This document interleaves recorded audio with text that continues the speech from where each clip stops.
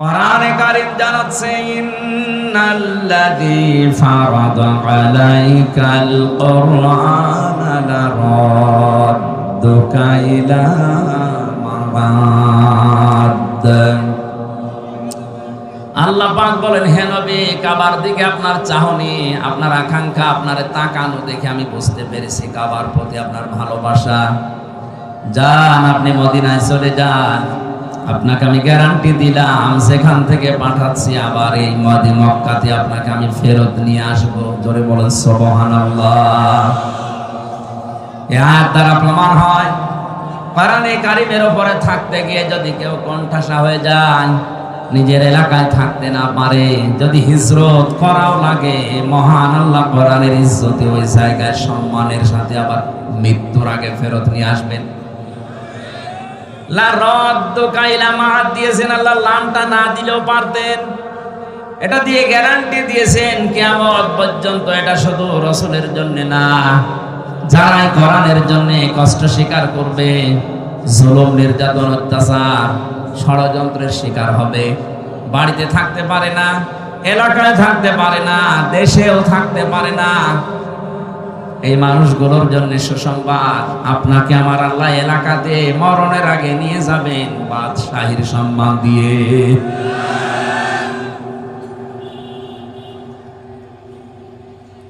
এই আয়াতগুলো নাযিল হওয়ার কারণে আমি 8টা পেয়েছি। তাফসিরে ফি জিলালিল কোরআনে 8টা ভাগে সূরা কসসকে ভাগ করেছে মুফাসসির। আমরা যেখান থেকে পড়েছি এখানে মাত্র একটা ইঙ্গিত দেওয়া আছে শুধু।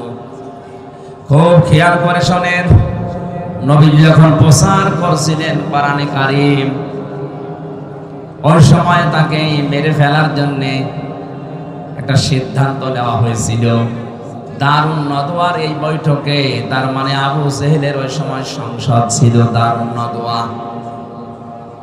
এই সংসদ ভবনে আবু জেহেল 24 জন তার পার্লামেন্টের যে সদস্য আছে তাদেরকে নিয়ে বসে তড়ি ঘড়ি করে সিদ্ধান্ত নিচ্ছিল মুহাম্মদ রাসূলুল্লাহর ব্যাপারে। সিরিয়া থেকে এক মুরব্বির সুরত নিয়ে শয়তান নিজে ওই বৈঠকে হাজির। এক একজন এক একটা পরামর্শ যখন দিচ্ছিল, খুব ভালো করে মেলাবেন কিন্তু, বিভিন্ন পরামর্শ যখন দেয়, কেউ বলে আবার ওনাকে জেলখানায় পাঠিয়ে দেন, 3 বছর তো বন্দী অবস্থায় ছিল। যেই বলে জেলখানায় আবার পাঠিয়ে দেন, ওই যে মুরব্বী,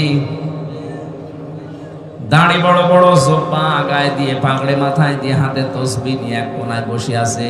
এই মুরব্বী বারবার ভেটো দেয়, কি করবেন ওরে জেলখানায় দিয়ে? 3 বছর রাখার পরে দেখলেন না ওর জনপ্রিয়তা আরো বেড়ে গেছে। ওরা বলছে ঠিক আছে, তাহলে এটাই হবে না, আর কি করা যায়? আর একজন পরামর্শ দিচ্ছে, এক কাজ করেন, দেশ থেকে তাড়িয়ে দেন। সবাই প্রায় ওইদিকে রাজি রাজি। হঠাৎ ওই মুরব্বী ভেটো দিয়েছে, না, তাড়িয়ে দিয়ে করবেন কি? ও বাইরের দেশে যে দল পাকাবে। সবাই এবার ঘুরে তাকাচ্ছে, কি গো, কোন মুরব্বী তুমি? তোমারে তো দেখি নাই। বলে, তোমরা মুরব্বীর কথা শোনো, যে দেখবা। পরিচয় দেয়নি, কারণ এই শয়তান পৃথিবীতে 2 বার মানুষের সুরত নিয়ে আবু জেহেলকে ধোঁকা দিয়েছিল। একবার বদরের ময়দানে সুরাকার সুরত দিয়ে ধোঁকা দিয়েছিল, যে চিন্তা নেই আমি এসে গেছি। আর একবার এই যে দারুন নদওয়ার বৈঠকে এসে ধোঁকা দিচ্ছে। ডাক দিয়ে বলে, মুরব্বির কথা যদি তোমরা মেনে নিতে পারো, আমি একটা পরামর্শ দিতে পারি। সবাই ঘুরে তাকিয়েছে, হ্যাঁ বলেন। আমার মনে হয় পৃথিবীতে এখনো এরকম মুরব্বির সুরত নিয়ে অনেকেই ধোঁকা দিচ্ছে।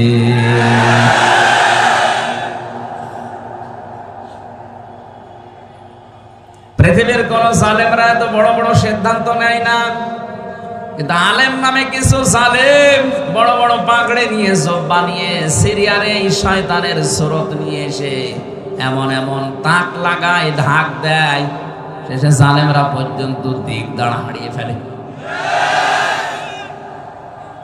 ডাক দিয়ে বলছে, তোমরা এক কাজ করো, লোকটারে ছেড়ে দিলেও হবে না, দেশ থেকে তাড়িয়ে দিলেও হবে না, ওর চ্যাপ্টার ক্লোজ করে দাও, মেরে ফেলো।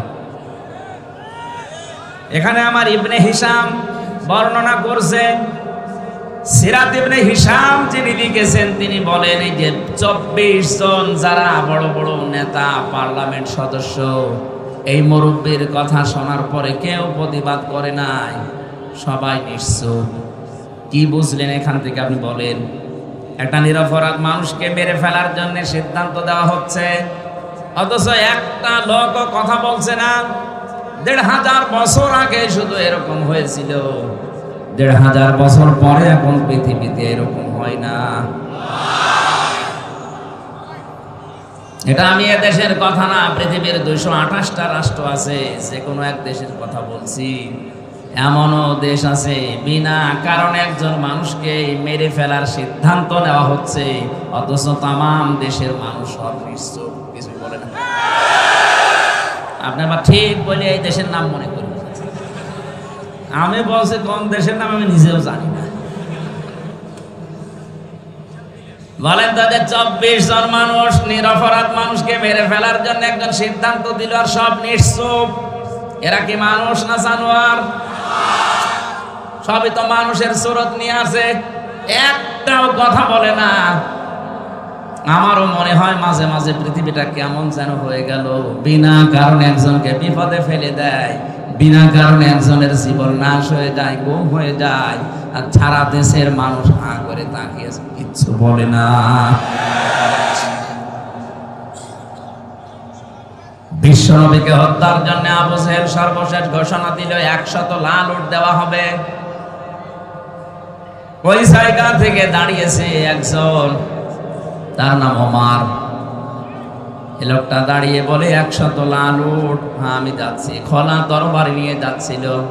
আমি ইতিহাস বলার জন্য এখানে বসি নাই, ঐতিহাসিক প্রেক্ষাপটটা বললাম। শেষ পর্যন্ত নিজে মুসলমান হয়ে গেছে। বাকি যে 24 জন ওখানে বসেছিল, ওই যে মুরব্বী এবার সিদ্ধান্ত নিয়েছে, যাকে পাঠালে সে তো ফেল করেছে, কাজ করো, ওভাবে হবে না। এই 24 জনের ভেতর থেকে এক একজন গোত্র থেকে, এক একজনের বংশ থেকে এক একজন যুবককে রেডি করো, সবাইকে পাঠিয়ে দাও মোহাম্মদের ঘরে আজ রাতের বেলা। 24 জন মিলে মারবে, তাহলে কেউ কারো উপরে দোষ চাপাতে পারবে না। আজ পৃথিবীতে ইমানদারদের বিপদে ফেলার জন্য এই শয়তানের সুরত নিয়ে অনেকে বিভিন্ন জায়গায় বসে বসে ধোঁকা দিয়ে বোকা বানিয়ে অনেক আলেমকে জেলখানায় পর্যন্ত পাঠাচ্ছে। যারা দায়িত্বে আছে ওদের অত দায় পড়ে নাই যে আমির হামজাকে 3 বছর জেলে রাখা লাগবে না। এর মতো কিছু মৌলবী বিশাল সোপা গায়ে দিয়ে যে কানের কাছে মুখ নিয়ে বলে আর কত, আটকে রাখতে পারেন না। বেশি বলে ফেললাম। শেষ পর্যন্ত ওরা 24 জন মিলে রাসূলুল্লাহর ঘরের চারিদিকে দাঁড়িয়ে আছে। প্রতিটি কথা থেকে আপনি দেখবেন একটা একটা করে শিক্ষা আমি নিয়ে আসবো ইনশাআল্লাহ। চারিদিকে ওরা দাঁড়িয়ে আছে, মুহাম্মদুর রাসূলুল্লাহ। জিবরাইল এসে বলে, হে রাসূল, আপনার চারিদিকে ওরা দাঁড়িয়ে আছে খোলা তরবারি নিয়ে, আপনি ওঠেন, সূরা ইয়াসিনের কয়েকটা আয়াত তেলাওয়াত করে এক মুষ্টি বালু হাতে নেন, সামনের দিকে শুধু ফিকে মারেন, বাকি যা করার আল্লাহর কুদরত করবে। নবীজি সূরা ইয়াসিনের আয়াত তেলাওয়াত করলেন, ইন্না জাআলনা ফি আ'নাকিহিম আগলালান ফাহিয়া ইলাল আযকানি ফাহুম মুকমাহুন ওয়া জাআলনা মিন বাইনি আইদিহিম সাদ্দাও ওয়া মিন খালফিহিম সাদ্দান ফাআগশাইনাহুম ফাহুম লা ইউবসিরুন। বলেন আল্লাহু আকবার।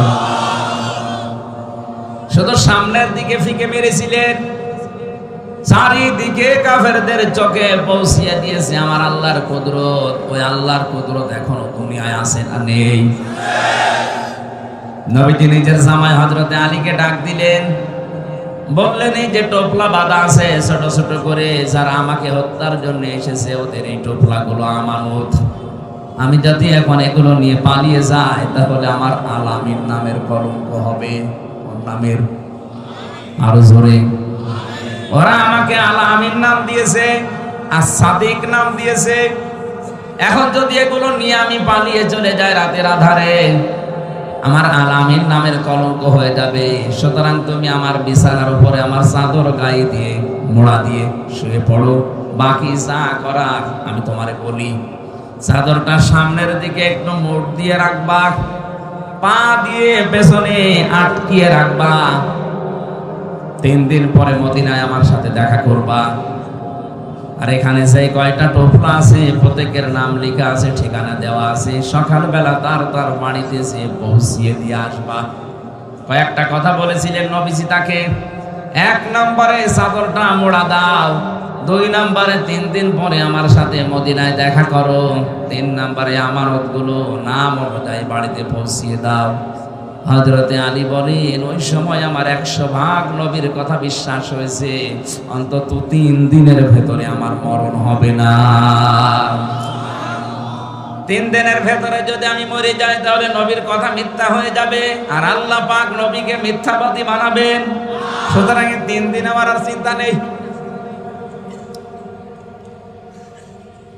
নবীজি চলে গেলেন ওখান থেকে। কাফেরেরা ওই সময় এসেছে, ঘরের ভেতরে প্রবেশ করে বিছানার উপরে তাকে দেখে বলে, তো পাওয়া গেছে। একজন বলে দাও কোপ, আর একজন বলে দাঁড়াও দেখি। পাওয়া যখন গেছে তখন শান্তি নিয়ে মারা যাবে, আগে মুখটা দেখি। চাদর নিয়ে টানাটানি করে। হযরতে আলী বলে, নবীজি আমাকে বলেছিল হাত দিয়ে শুধু শক্ত করে ধরে রাখবা। আমি ধরে রেখেছিলাম, ওরা 24 জন মিলে টানাটানি করে, চাদর ধস্তাধস্তি করে, খুলতে পারে না। আমার মনে হচ্ছিল তামাম দুনিয়ার সব যুবকেরা যদি আজকে আমার চাদর ধরে টানাটানি করে, খোলা সম্ভব না। কি শক্তি আমার আল্লাহ আমার এই হাতের ভেতরে যেন দিয়ে দিয়েছে। মনে মনে ভাবছিলাম আমি ধস্তাধস্তি করতে থাকবো যতক্ষণ ওরা আমাকে মেরে ফেলার সিদ্ধান্ত না নেয়। কারণ আমি যতক্ষণ সময় যাপন করব, ওদিকে আমার আল্লাহর নবী 2 পা হলেও মদিনার দিকে এগিয়ে যাবে। ও বাংলার মুসলমানেরা, নবীজি আজকে নেই, বিশ্ব নবীর ওয়ারিস আছে, তাদেরকে সামনের দিকে এগিয়ে দেওয়ার জন্য যদি এরকম কারো সাথে ধস্তাধস্তি করা লাগে, সময় ক্ষেপণ করবে, আশা থাকবে নবীর ওয়ারিসটা 2 পা হলেও দেশে এগিয়ে যাবে। কথা কি বললাম আপনি না বুঝলেও এ বুঝেছে? কথা বলছেন? আপনার হয়তো ওই রকম ক্ষমতা নেই। বাতিল যখনই আসবে, রাম আর বামরা যখনই বিভিন্ন স্রোত নিয়ে আসবে আলেমদের বিপক্ষে অবস্থান নেওয়ার জন্য, আপনি ধস্তাধস্তি করে হলো, নড়াচড়া করে হলো সময় ক্ষেপণ করবেন, বাধা দেবেন যেন আলেমরা একটু এগিয়ে যেতে পারে। হযরতে আলী বলেন, যখন ওরা আমাকে মেরে ফেলার সিদ্ধান্ত নিয়ে ফেলেছে যে না আর দরকার নেই, তখন আমি ছেড়ে দিলাম। আমার মুখটা দেখার পরে গরম দেয় কে? কোথায় মোহাম্মদ? তুমি এখানে কেন? বললাম তোমাদের এত কথার জবাব দেওয়ার জন্য আমি এখানে শুয়ে পড়ি নাই, শুয়ে আছি একটা কারণে। ওই যে টোপলাগুলো দেখতে পাও, তোমাদের আমানত রাখা আছে, যার যারটা আমি তার কাছে পৌঁছিয়ে দেব। ও বাংলার মুসলমানেরা, কি বুঝলেন এখান থেকে? শুধু শোনা না, যেই নবীর জীবন মরণ নিয়ে টানাটানি, নিজের জামাইকে যিনি মৃত্যুর বিছানায় রেখে যাচ্ছে, তারপরেও যেন আমানতের দায়িত্ব নষ্ট না হয়। আজ বাংলার 1628 জন মানুষ দায়িত্বে আছেন। কোরআনের মাহফিলে কসম করে বলতে পারি, এই 1628 জন মানুষ যদি হযরতে আলীর এই অনুভূতি নিয়ে আপনি দায়িত্ব পালন করেন, আল্লাহর কসম এ দেশটা একটা মিনি জান্নাত হয়ে যাবে। কেউ এই দেশের সম্পদ নিয়ে আর বেগম পাড়া বানাবে না, কারণ এটা আপনার সম্পদ না। এ দেশের কোনো মানুষের ক্ষমতা নেই নিজের পয়সা উপায় করে বেগম পাড়া বানানো। এটা সব জনগণের সম্পদ। এটা তো আমানত হিসাবে আপনি পেয়েছেন।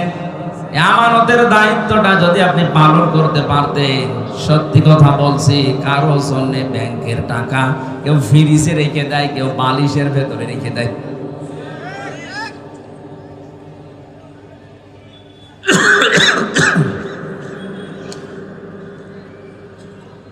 হযরতে আলী বলেন, প্রত্যেকের কাছে আমি এভাবে পৌঁছিয়ে দিচ্ছিলাম।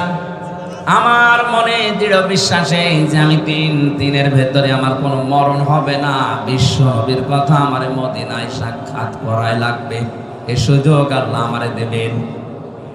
নবীজি ওখান থেকে বের হয়ে আবু বকরের বাড়িতে ডাক দিলেন, আসসালামু আলাইকুম ইয়া আবু বকর। সঙ্গে সঙ্গে ভেতর থেকে জবাব দিয়েছে, লাব্বাইক ওয়া সাদাইক ইয়া রাসূলুল্লাহ। নবীজি বলেন, আবু বকর, আমি তো খুব জোরে ডাক দেই নাই, মৃদু স্বরে একটা আওয়াজ দিলাম, তুমি জলদি করে দরজা খুলে দিলে, গভীর রজনীতে ঘুমাওনি। সিদ্দিক আকবর বলে, হে রাসূল, শুধু আজকের রাতটা না, 6 মাস আগে আপনি আমাকে একটা ইঙ্গিত দিয়েছিলেন। দেখতে দেখতে সবাই তো চলে গেল আবু বকর, কোন দিন জানি আমারও হিজরত করা লাগে। যদি আমি হিজরত করি তোমার সাথে নিতে পারি। আপনি বলেন না যে নেব, শুধু পারি বলেছিলেন। ওই দিন থেকে শুরু করে আমি 2টা বিষয় লক্ষ্য করে রেখেছি। 2টা উট আমি কিনে এক ইহুদির কাছে লালন পালন করতে দিয়েছি। 2 নাম্বার, ওই দিন আমি নিজে আমার টোপলা বেঁধে দরজার সাথে পেট লাগিয়ে আছি, কখন আল্লাহর নবী আমার একটা ডাক দেয়। 6টা মাস আমি ঘুমিয়েছি শুধু হেলান দিয়ে দরজার সাথে। বাংলার মুসলমানেরা, আমাদেরও তো নবীর আদর্শ মানতে গিয়ে এরকমই কষ্ট স্বীকার করা লাগছে।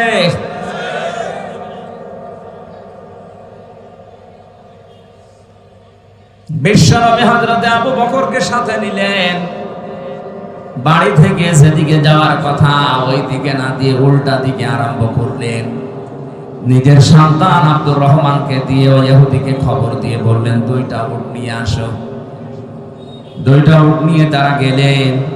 গাড়ে সৌর, যেখানে 3.5 কিলোমিটার প্রায় আমি নিজে উঠেছিলাম। মুহাম্মদুর রাসূলুল্লাহ ওখানে যে 3 দিন অবস্থান নিয়েছিলেন। আল্লাহ রাব্বুল আলামিন বলেন, আমার নবীকে আমি সাহায্য করেছি, শুধু ওই সময় না, কিয়ামত পর্যন্ত যে সাহায্য করব তার প্রমাণ আমি আল্লাহ রেখে দিয়েছি। ওই জায়গায় যে বাবলা গাছটা কাঠ হয়ে ওই গর্তের মুখে সঙ্গে সঙ্গে কবুতর এসে বাসা বেঁধেছে, মাকড়সা জাল বিছিয়েছে। হযরতে আবু বকরকে নবীজি বললেন, ক্লান্ত হয়ে গেছি সারা রাত হাঁটতে হাঁটতে, পাটা একটু বিছিয়ে দাও, তোমার উপরে মাথা দিয়ে আমি একটু ঘুমিয়ে যাই। তিনি বললেন, হে রাসূল, আপনি দাঁড়ান, পাহাড়ি এলাকা সাপ বিচ্ছু থাকতে পারে। নিজের বিভিন্ন কাপড় যেগুলো ছিল ছিঁড়ে ছিঁড়ে বিভিন্ন গর্তের ভেতরে দিয়ে মুখ বন্ধ করলেন। আর একটা গর্ত বন্ধ হয়নি। হযরতে আবু বকর বলেন, আমার পা দিয়ে গর্তের মুখে পা দিয়ে আমি বন্ধ করে রেখেছি। 1000 বছর একটা সাপ এখানে বসে আছে, 1000 বছর। ও তাওরাত কিতাবে শুনেছিল, মুসা আলাইহিস সালাম তাকে তেলাওয়াত করে নাকি শুনিয়েছিল যে এই রাস্তা দিয়ে শেষ নবী মুহাম্মদুর রাসূলুল্লাহ হিজরত করে যাবেন, এই জায়গায় আশ্রয় নিলেও নিতে পারেন। ওই দিন থেকে এই সর্পটা মুহাম্মদুর রাসূলুল্লাহকে এক নজর দেখার জন্য 1000 বছর ওয়েট করছে। আমি সুবহানাল্লাহ আলহামদুলিল্লাহ বলার জন্য না, এখান থেকে একটা শিক্ষা পেয়েছি। একটা বিষধর সাপ যদি 1000 বছর গর্তের ভেতরে এত কষ্ট করে নবী মুহাম্মদুর রাসূলুল্লাহকে দেখার জন্য ওয়েট করতে পারে, 53 বছর হয়ে গেল, একটা বারের জন্য আমাদের মনে কি আফসোস আসে না? মুহাম্মদুর রাসূলুল্লাহ যেভাবে 10 বছর রাষ্ট্র দিয়ে কোরআন দিয়ে রাষ্ট্র চালিয়েছিলেন, আমরা একটু চালিয়ে দেখি। কত মানুষ তো চালালো, 53 বছর দেখলাম, কাঙ্ক্ষিত মানের শান্তি তো আমরা পেলাম না। এখন শুধু দেখতে বাকি আছে, কোরআন দিয়ে রেস্টা চললে কেমন দেখা যায় এটা দেখতে বাকি আছে। মুসাফির অবস্থায়, মাসলুম অবস্থায়, অসুস্থ অবস্থায় দোয়া করছে লক্ষ মানুষ নিয়ে, মাবুদ কোরআন দিয়ে দেশ চললে কেমন দেখা যায়, মরণের আগে অন্তত হলো একবার তুমি আমাদেরকে দেখা। সাপ বিভিন্ন জায়গায় যেখানে যায় দেখে গর্তের মুখ বন্ধ। এখানে বারবার টোকা দিয়েছিল কিন্তু পা উনি সরাতে চাননি, এজন্য দিয়েছেন সবর। হযরতে আবু বকর বিষের যন্ত্রণায় তার শরীর পর্যন্ত হলুদ হয়ে গেছে। বিশ্বনবী মুহাম্মদ রাসূলুল্লাহর ঘুমন্ত অবস্থায় তার চোখের পানি পড়েছে। ঘুম থেকে উঠে বললেন, কি কাঁদো কেন? বাড়ির কথা মনে পড়েছে। হযরতে আবু বকর বলে, হে রাসূল, যেদিন আপনার প্রতি ঈমান এনেছি ওই দিন তামাম পৃথিবীর চাইতে আপনাকে আমি ভালোবাসি বেশি। সাপে আমার কামড় দিয়েছে, যন্ত্রণায় আমার কলিজা পর্যন্ত রক্ত পর্যন্ত জ্বলছে, কিন্তু আপনি ঘুমিয়ে আছেন, ডিস্টার্ব হবে এটা আমি কিছু বলতে পারি না। নবীজি মুখের লালা দিয়ে ওই জায়গায় লাগালেন, সঙ্গে সঙ্গে যন্ত্রণা বন্ধ হয়ে গেল। ডাক দিয়ে বলে, আবু বকর, আমাকে আগে জানালে না, তাহলে এই কষ্টটা পেতে না। সিদ্দিক আকবর বলে, হে রাসূল, এটা তো রক্ত জ্বলছিল, আমি যদি মারাও যেতাম, মুহাম্মদ রাসূলুল্লাহ আরাম করছিলেন, তার আরামে আমি বিঘ্ন ঘটাতে পারতাম না। আল্লাহ বলেন, এভাবে যদি আমার রাসূলকে ভালোবাসতে পারো, কি করব জানো? ইন কুনতুম তুহিব্বুনাল্লাহা ফাত্তাবিউনি ইউহিব্বুকুমুল্লাহ ওয়া ইয়াগফির লাকুম যুনুবাকুম আল্লাহু গফুরুর রহিম। এইভাবে করে যদি তোমরা আমার রাসূলকে ভালোবাসা দিতে পারো, আমি আল্লাহ বলছি জীবনের যত অপরাধ আছে সবগুলো আমি আল্লাহ মাফ করে দেব। সিদ্দিক আকবর কি ভেবেছিলেন যে আমার রক্ত জ্বলছে, কলিজা জ্বলছে, জীবনও যদি চলে যায় রাসূলের আরামে আমি বিঘ্ন ঘটাবো না। আজ বিশ্বনবী মুহাম্মদ রাসূলুল্লাহ মদিনায় ঘুমিয়ে আছে, তার আদর্শকে যদি এই দেশে কেউ ভুলণ্ঠিত করে, তার আদর্শকে গালি দেয়, অপছন্দ করে, আমাদের জীবন চলে গেলে হলেও এর বিরুদ্ধে কথা বলা দরকার। গত কয়েকদিন আগে গালি দিয়েছে লালমনিরহাটে, কি এই যে কি কোন জেলা যেন, দিনাজপুরের কাহারোল এক অমুসলিম, আমি নাম নিলাম না, উনি মুহাম্মদ রাসূলুল্লাহকে শেষ পর্যন্ত গালি দিয়ে ফেলেছে। আহ্বান জানাবো, নবীজি কিন্তু আমাদের কাছে কলিজার চাইতেও দামি। আপনি আর যাই করেন, কোরআন আর নবী এই দুইটা নিয়ে উল্টা পাল্টা কিছু বলবেন না, শেষে অঘটন ঘটে যাবে, সামাল দিতে পারবেন না। আমাদের পুঁজি তো এতটুকু, আমল দিয়ে জান্নাতে যাওয়ার মতো যোগ্যতা আমাদের নেই। আমরা যদি একটু ভালোবাসা দেখাতে পারি, কিয়ামতে যেন আল্লাহ এইটার ওসিলা আবু বকরের সাথে একটু আমাদেরকে তোলেন, বলেন আমিন। বের হলেন ওখান থেকে, কিছু দূর যান, পায়ের যে সাপগুলো পড়তে থাকে, হযরত আবু বকর পায়ের সাপগুলো ছেঁচড় দিতে দিতে মুছতে মুছতে যান। নবীজি বলেন, তুমি পা ছেঁচড় দাও কেন? সিদ্দিক আকবর বলে, হে রাসূল, আবু জেহেল যদিও আপনি নাম দিয়েছেন, ও লোকটা কিন্তু আবুল হাকাম, বুদ্ধির পিতা। ওর এত বুদ্ধি, এত জ্ঞান, মানুষের পায়ের ছাপ দিকে বলে দিতে পারে যে কার ছেলে, কোন বংশের ছেলে, কখন হেঁটে গেছে। আমরা যেভাবে যাচ্ছি, সকালবেলায় তো আমাদেরকে খুঁজতে বের হবে, পায়ের ছাপ দেখে দেখে আমাদেরকে ধরে ফেলতে পারে। এই জন্য আমি পা ছেঁচড় দিয়ে ওই জায়গা, ওই দাগগুলো আমি মুছতে মুছতে যাচ্ছি। বিশ্বনবী মুহাম্মদ রাসূলুল্লাহ ওখান থেকে জোহফা নামক জায়গা পর্যন্ত যে আর কাবা শরীফ দেখতে পাচ্ছিলেন না। তখন মনের দুঃখ নিয়ে এই কথাগুলো বলেছিলেন, মাবুদ, কাবা তো আর দেখা যায় না, আমি তো যেতে মনে চাই না, শুধু তোমার আদেশ পালন করার জন্য আমি হিজরত করছি। আল্লাহ সূরা কাসাসের 88টা আয়াত এক জায়গায় নাযিল করেছিলেন।